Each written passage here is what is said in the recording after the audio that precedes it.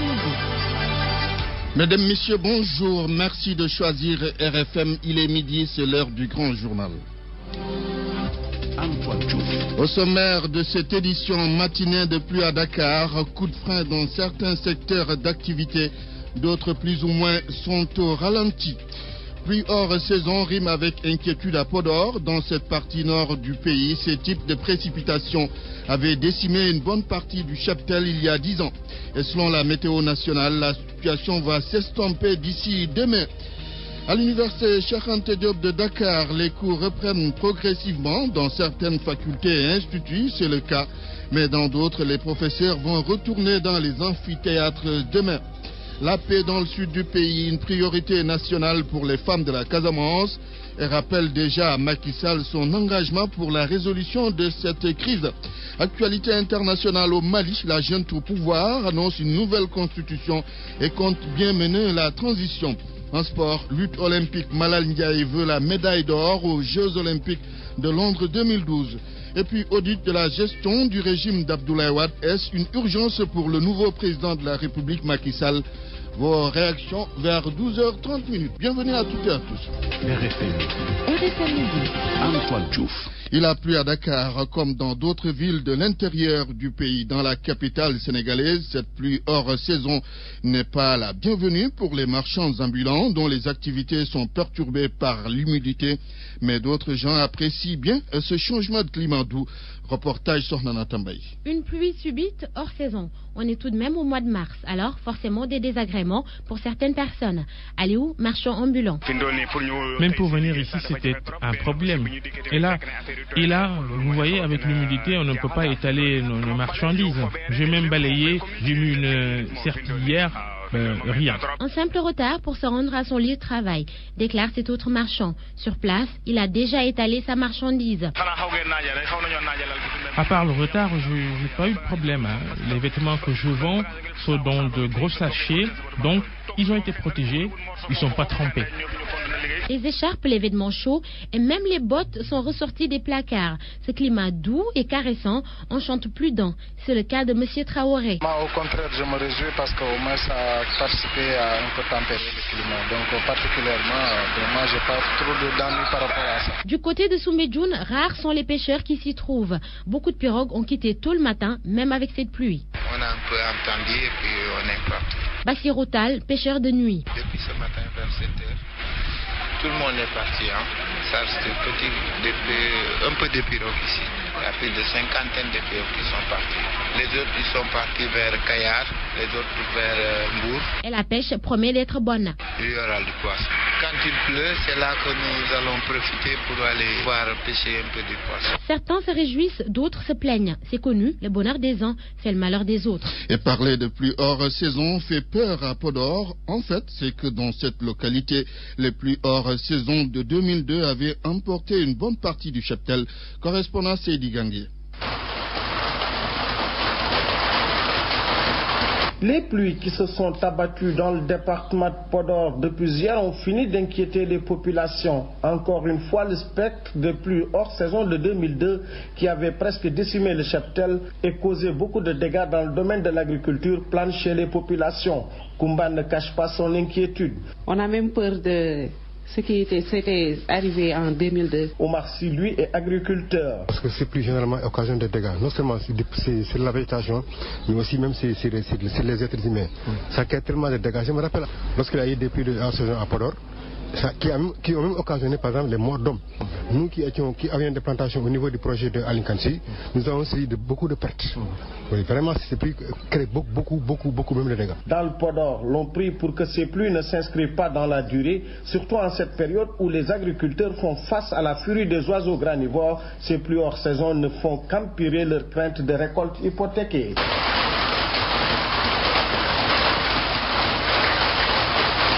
À Podor, Seydi Gangué pour la radio Futur Média. La météo nationale informe que la situation va s'estomper d'ici demain. Écoutons le bulletin d'Abdoulaziz Diop au téléphone de Babacar Fall. La situation que l'on connaît depuis hier soir, la situation de pluie hors saison qu'on appelle Eub chez nous, les nuages vont persister sur une bonne partie du pays, mais la densité du neige va diminuer. Les nuages les plus denses sont partis vers le nord du pays, sur l'axe Dakar, sur l'axe Saint-Louis-Podor, et on est en train d'ailleurs de franchir la frontière pour aller en Mauritanie. Donc le plus qu'on puisse avoir pour la région de Dakar, c'est de petites pluies intermittentes de sable d'ici l'après-midi allant vers la nuit, mais d'ici demain matin, ça va se décanter, et que les 7 pluies qu'on pourrait recueillir pour la soirée et demain, ce sera pour axe Podor, Saint-Louis. Des pluies hors saison qui vont s'arrêter, comme vous dites, mais est-ce qu'on aura encore droit à cette fraîcheur du climat? Voilà, la fraîcheur avec nous, puisque c'est l'air froid, l'arrivée d'air froid. Cet air froid qui est entré en conflit avec l'air chaud qui était en présence ici chez nous, qui a donné cette situation. Donc l'air froid va persister, les températures resteront encore agréables, surtout sur l'axe Dakar-Saint-Louis. Abdoulaziz Diop de la Météo Nationale. Cette information qui nous vient de Podor, elle vient de tomber plus précisément dans le village de Dimat. Un homme âgé de 35 ans, répondant au nom de Moussa Diallo, a été retrouvé ce matin mort à part à Pendaison. La thèse du suicide est avancée. Moussa Diallo était marié. Il avait 2 épouses. Une enquête est ouverte par la gendarmerie. RFM, la radio de toute l'actualité. 12h06, la reprise des cours à l'université Cheikh Anta Diop de Dakar se fait progressivement après la levée du mot d'ordre de grève du SAES. Au CESTI, les enseignants ont démarré à nouveau le service. À la faculté des sciences et techniques, les étudiants sont invités à retourner dans les amphithéâtres demain. Et puis à la faculté des lettres, ce n'est pas encore la reprise et certains étudiants pensent que l'information n'a pas été bien véhiculée. À l'UCAD ce matin à Wambaï. Au CESTI, c'est déjà la reprise. Le mot d'ordre de grève du SAES est levé et les cours redémarrent. Dans les couloirs, difficile de rencontrer un professeur. Ils sont tous en salle, mais le représentant, Mamadou Ndiaye, confirme la reprise. Oui, elle est effective depuis hier mardi, parce que les enseignements professionnels ont débuté hier. Pour ce qui est des enseignants du SAES, conformément au mot d'ordre donné par le syndicat, nous avons commencé les enseignements depuis ce matin 8h. La grève a trop duré même, disons. On ne va pas se mettre à chercher des responsables, mais nous pouvons dire que quand même, compte tenu du calendrier de l'université, on a perdu pratiquement 3 mois. Et ces 3 mois-là, il faut, pour une bonne qualité des enseignements, ces 3 mois, il faut les récupérer. À la faculté des lettres et des sciences humaines, les amphithéâtres sont vides. Certains étudiants sont dans les halls, d'autres règlent leurs problèmes au niveau de l'administration. C'est le cas de Mamadou Ndiaye en Master 2 en lettres. Sincèrement, je ne peux pas dire qu'il y a reprise, parce que quand on est sur le terrain, on constate que les étudiants ne font pas cours, parce que les professeurs ne sont pas là.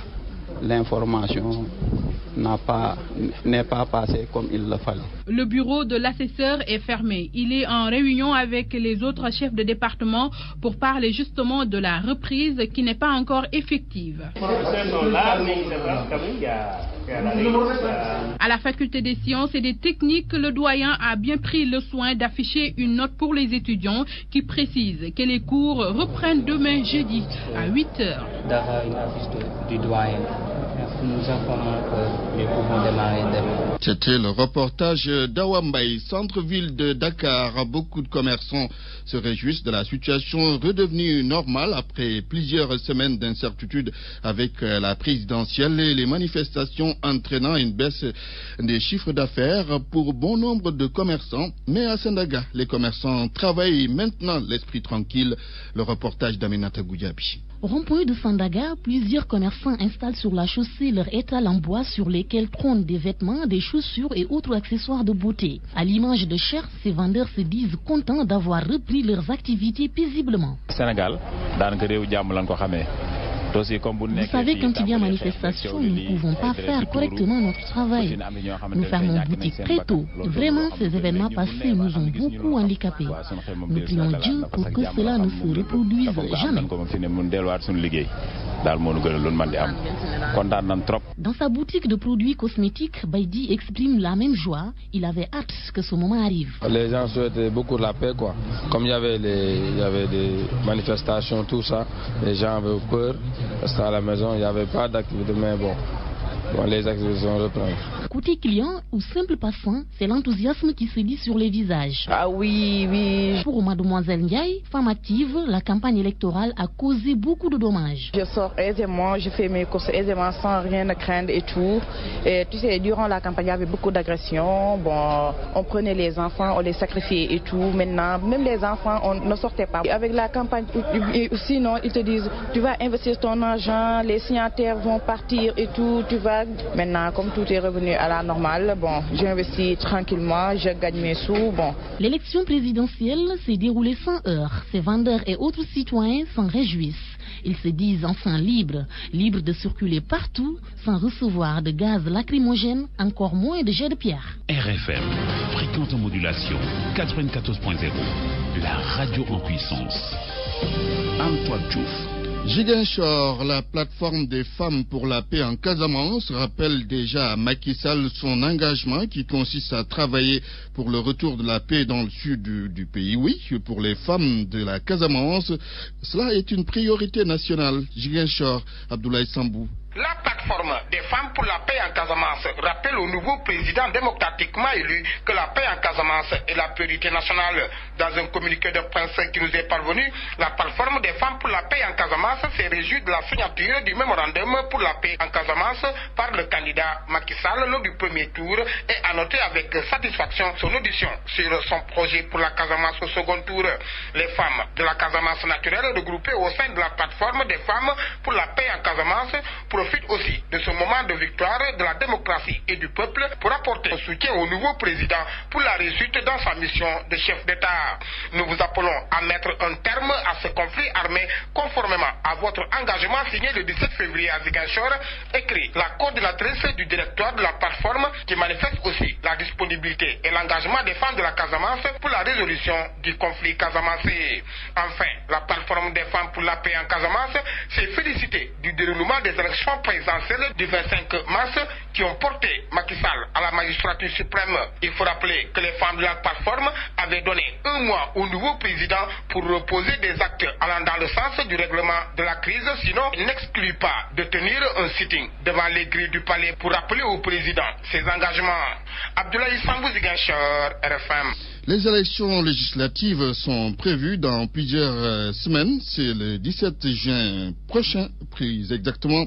En vue de ces joutes électorales, le PDS tient un congrès d'investiture extraordinaire ce samedi sous la direction de son secrétaire général, Maître Abdoulaye Wade, pendant que le PDS, qui vient de perdre le pouvoir, s'apprête à aller en congrès d'investiture pour les législatives. Des voix s'élèvent au sein de cette formation pour demander que ces élections soient reportées. C'est le cas de Charles Mendy, le sénateur libéral, craint par ailleurs l'implosion du Parti démocratique sénégalais. Il est au micro de Salif Sow. Un parti doit se mesurer de par lui-même. Pas en allant chercher des soi-disant CAP21, des alliés de ceci, des partis cabines téléphoniques qui ne représentent absolument rien.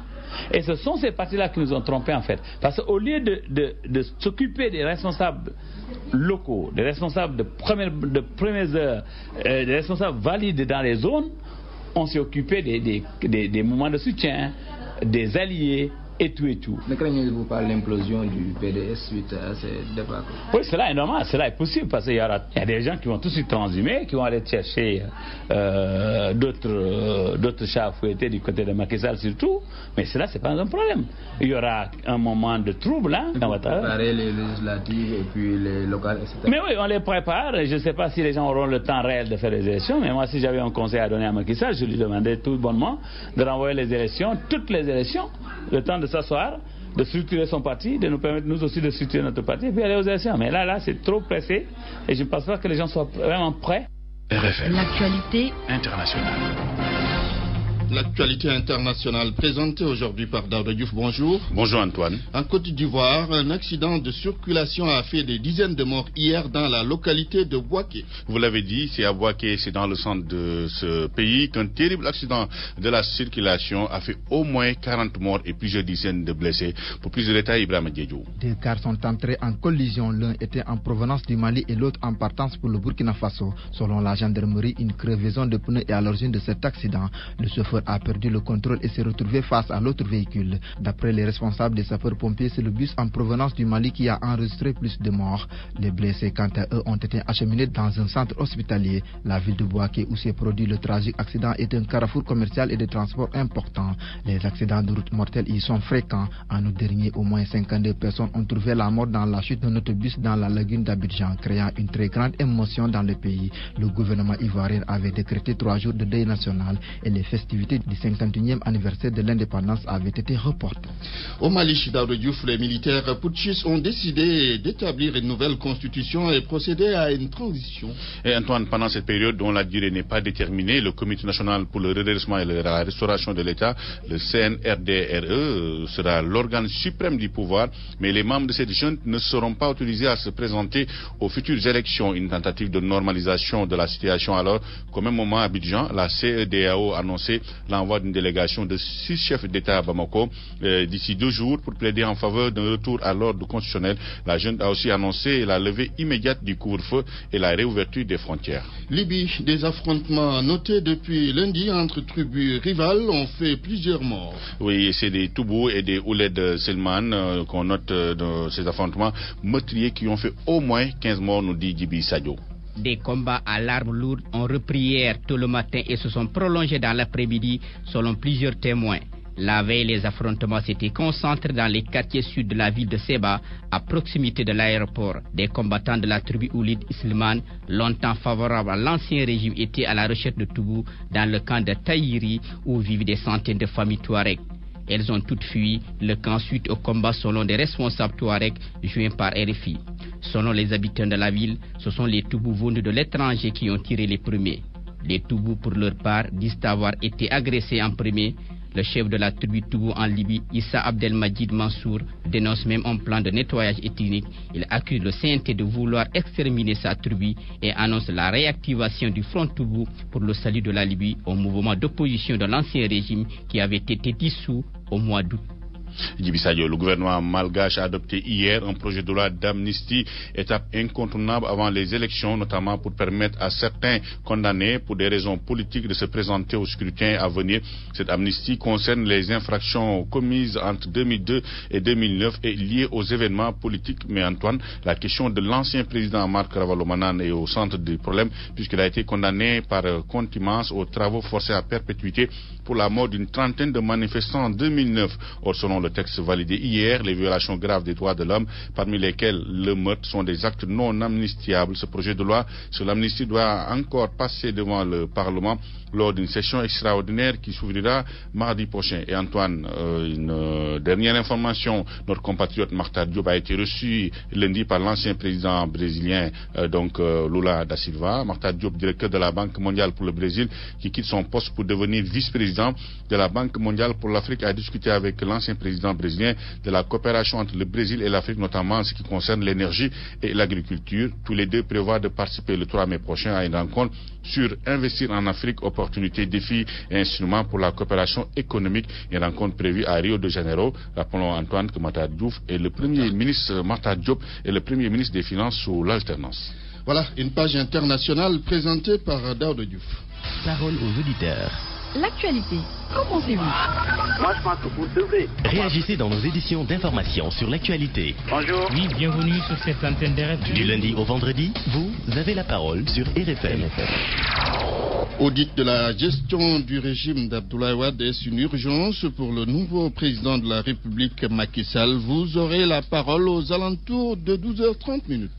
RFM Sport.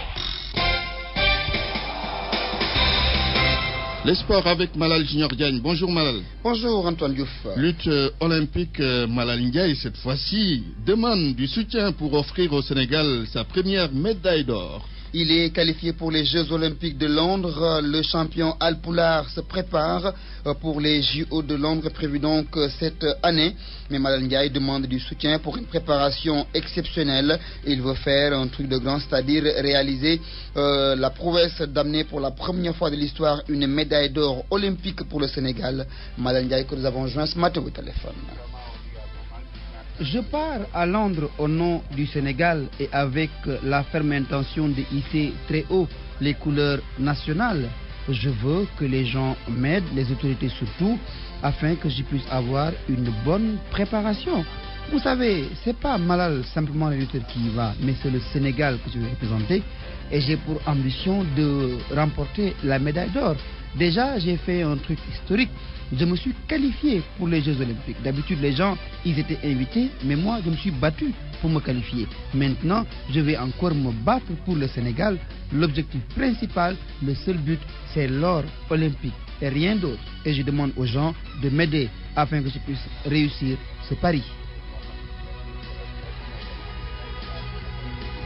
Football, début de la 8e journée de Ligue 1. 7 rencontres sont au programme cet après-midi. D'abord, cet après-midi au stade Amadou Barry, Guédiawaye Football Club fera face à l'équipe championne du Sénégal en titre, l'Union sportive de Ouakam. Coup d'envoi des matchs 17h. 17h également à Saint-Louis, la Linguère fera face à Yakar. À Richard Toll, nous sommes dans le Wallo. L'équipe qui est actuellement deuxième de sa poule, la compagnie sucrière sénégalaise, va recevoir les Djambars de Sali. À Demba Diop, cette fois-ci à 18h, l'Union sportive de Gorée fera face au Dakar Université Club pour le compte de la poule B. Touré Kunda face à Dara. Casasport face à l'AS Pikine. La suite est prévue demain avec, entre autres rencontres, Yogo contre Douane, Jaraf contre Nyaritali, NGB. Nous parlons de Ligue des champions européenne avec la suite des quarts de finale aller de cette compétition appelée la C1. À 19h45, l'affiche phare opposera l'AC Milan au FC Barcelone. Marseille recevra également l'équipe de Bayern de Munich. On va boucler avec du football féminin, c'est exact. Hein? On boucle avec du football ou bien de la lutte? Du foot féminin. Foot féminin, donc début de la deuxième partie du regroupement externe des Lions. C'est aujourd'hui même. Elles sont au nombre de 30 et elles sont sous les ordres de Bassoiré Diaby qui prépare la prochaine sortie des Lions du Sénégal face au Maroc. L'objectif étant de gagner les Lions de l'Atlas pour se qualifier pour la prochaine Coupe d'Afrique des Nations de football. Bassoiré Diaby, coach des Lions du Sénégal.